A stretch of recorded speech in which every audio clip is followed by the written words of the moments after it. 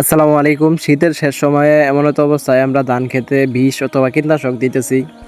ধান গাছে এক ধরনের পোকা হয়েছিল যেগুলো ধান গাছের মাঝ কেটে ফেলে দিতেছিল, তার জন্য আমরা বিষ দিতেছি।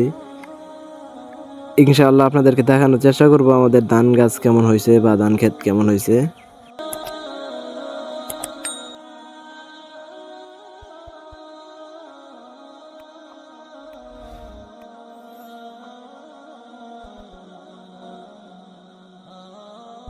আলহামদুলিল্লাহ আমাদের ধান গাছের অবস্থা যথেষ্ট পরিমাণ ভালো হয়েছে। এখন দেখা যাক আল্লাহ তাআলার রহমতে শেষ পর্যন্ত কেমন হয়।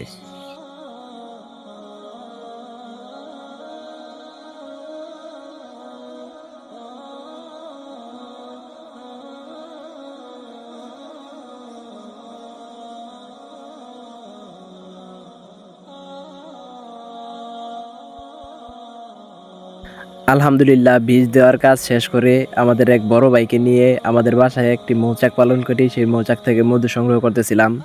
মাশাআল্লাহ বেশ ভালো পরিসরে মধু হয়েছে। তার কিছুক্ষণ পরে একটি মৌমাছি আমরা গাছ থেকে সংগ্রহ করেছি, এই ভিডিওতে দেখাবো। এই মৌমাছিটা হয়তো আমাদের বক্স থেকে এসেছে, কারণ আমি ছাড়া এই জায়গায় তেমন কেউ পালন করে না মৌমাছি। আজকের মতো এই পর্যন্তই। সবাই আমাদের জন্য দোয়া করবেন, আল্লাহ তাআলা যেন আমাদের ফসলে বারাকা দান করে। আসসালামু আলাইকুম ওয়া রাহমাতুল্লাহ।